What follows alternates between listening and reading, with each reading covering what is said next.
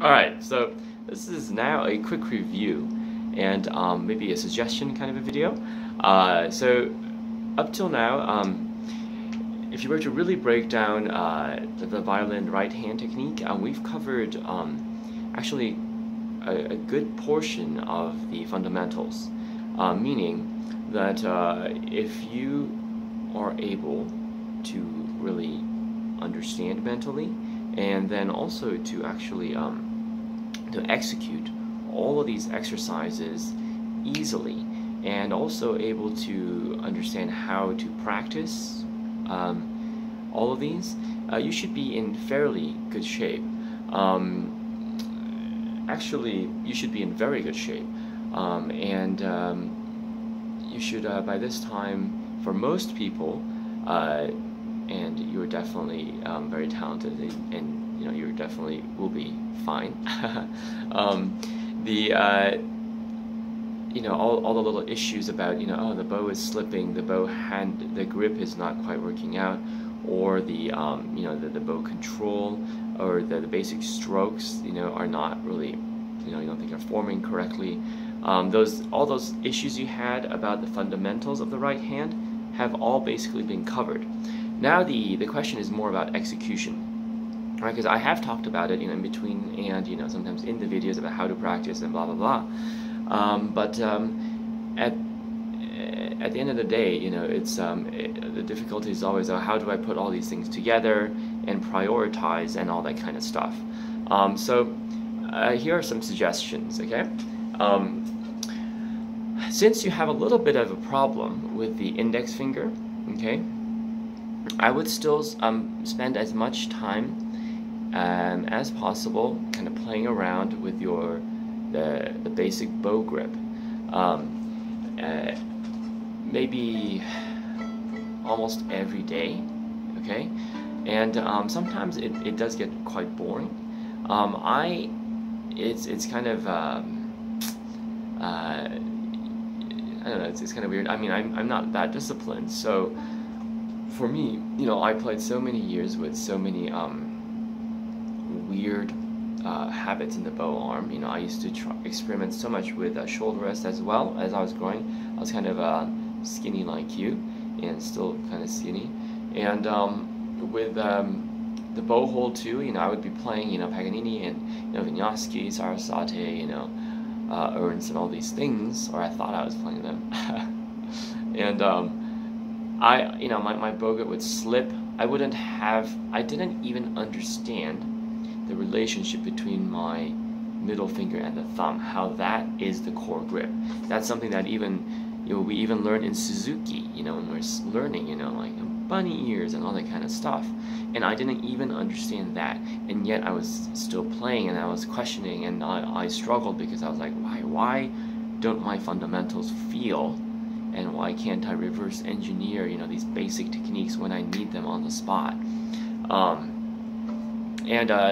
From what I'm observing, it looks like you're in a very similar position. I mean, you're playing like Zagrunowise, and you're playing more advanced repertoire, but you have, besides, back issues and stuff, which are not purely violin related, but, sometimes somewhat violin related, you're having trouble sometimes quite understanding, first of all, some of the fundamental physics and posture of playing the violin, and also after understanding it, you haven't practiced those fundamentals enough over and over, so that you are able to kind of, how should I say it, independently rely on yourself to how should I put it, practice and resurrect those techniques when you need them. What I'm saying is that, like, let's say you learned a bow technique, a bow grip, okay, and so you learned it well. If you just learn it and then you pass on, it's very likely that over the years that it will kind of slowly kind of fall apart, and you'll slowly forget what it's like. Now, if you remind yourself mentally, now that you're older, over and over, this is the bow grip, this is what I'm supposed to be doing, okay, here's some basic bow grip exercises, let me try this, okay, so I should always keep the pinky balanced, and you go through these fundamentals in your mind, as if you're treating yourself like a kid and teaching yourself. If you practice like this, your fundamentals will both stick here and here, and if you lose the fundamentals, you'll be able to rebuild them easily. That's what we want. We want you to grow out of me. You know, we don't want to. I mean, as much as I care about you and your success, we don't want you relying on me too much longer, right? So, and then I know that this is to be true from my personal experience, because for me, somebody who's a little bit on the sloppy side of things, I did not understand the fundamentals, as I said, even when I was playing advanced stuff, until I was forced to teach. I started teaching to sub for one of my best friends who's in the Houston Symphony right now, and as I started teaching, I used to tutor math in high school, and I TA'd math, just high school math, and graded my own tests sometimes, as I told you. And so I remember that when you tutor somebody, you got to really break it down, really understand, and if you don't, you're probably worthless as a teacher. So when I found out that, despite me thinking that I could play the violin, I really could not teach the foundation of violin, that I couldn't break it down all the way for any type of person. Then I started to really pay attention, restudy what I'm doing, and what helped me a lot was Mr. Rosen was such a technically amazing specimen. His technique, no matter what you think about his playing, is truly the correct technique practiced for decades, right? And so watching that and breaking that down and seeing how can kids get there, how can I get there, how can people get there, that's when for the first time I started to understand the fundamentals and be able to practice them and reproduce the fundamentals even when I kind of lost. I mean, I would not, I'll be honest with you, I didn't practice violin sometimes for long stretches, and I was fortunate that one of my few talents is being able to kind of sloppily fake my way through the violin, even without practicing. However, every time I didn't practice for a long time, and I mean a really long time, I was dealing with my life. I had questions about my life, and this and that, family issues, my personal issues, sometimes laziness, sometimes deliberate, and yeah, I didn't practice for like a year or so, which is kind of devastating for most people. But when I'm rebuilding, when I was rebuilding my technique, having studied with Mr. Rosen, as well as having been forced to teach, and so understanding how everything works, allowed me to rebuild my technique quite easily, so I could take some auditions and win the auditions quickly and easily.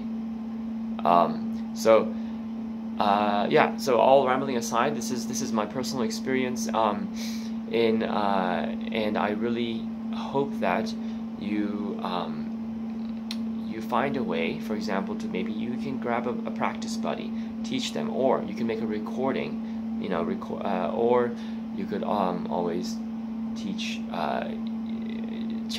if you're really disciplined, you could teach yourself every day for a long period of time, getting the fundamentals really settled down into your brain as well as your body.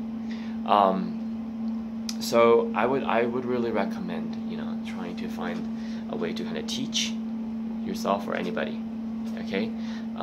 Even if it's fake role play, all right?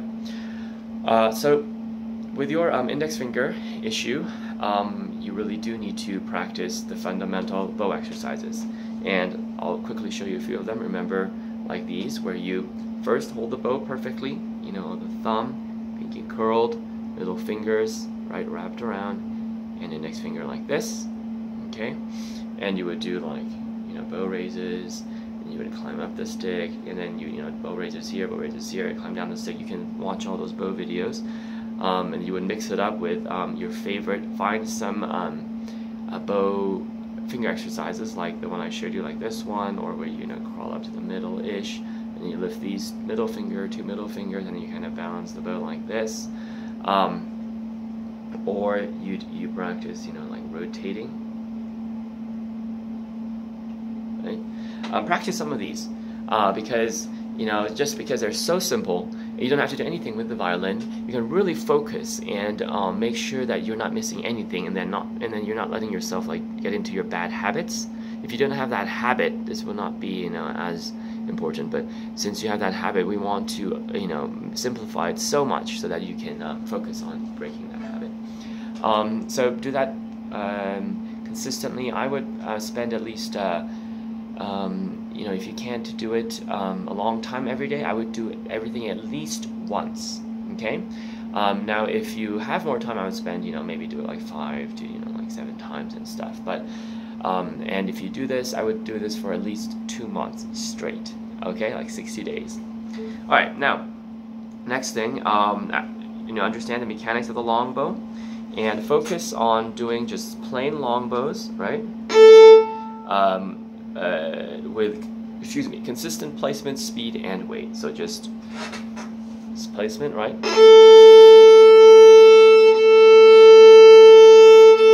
And so on. And close your eyes and for at least 2 minutes every day, okay? And focus on that. Listen for that resonance of your tone, and make sure that the violin is, whether you like your sound, whether you think it's a strat or not, make sure that it's resonant and beautiful all the time. Okay, next up, a little bit of bow division, right? I would do a little 5 times in each quarter, that one. 5. Another 5.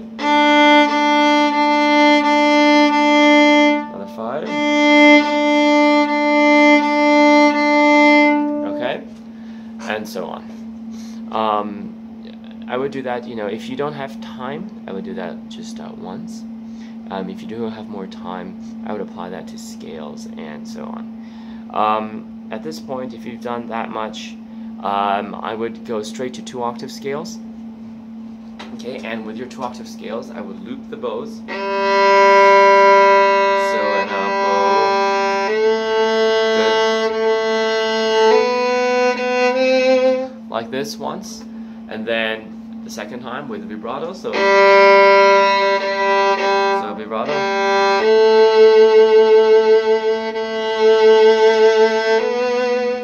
Okay,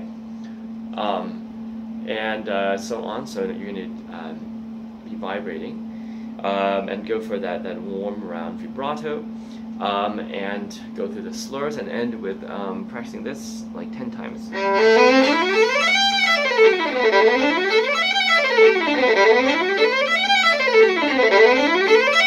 The key when you practice that is to make sure that your fingers are light but even.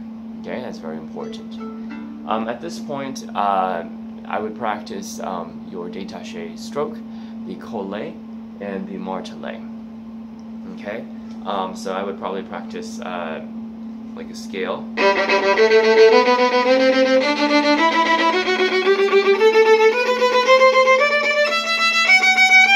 All right, and then collé. Okay. Or if you want to only do up bows first. Okay, as you can see, all this practice should be done after you kind of understand and can do most of the things in the videos. All right. Now, because you're on tour, this is what I'm suggesting. If you do all of this, this comes out to only about 10 to 15 minutes of practice. Okay, because you're only focusing. You understood the concept. You can do it. And then you're practicing it for 2 months straight, at least, like the same thing, right?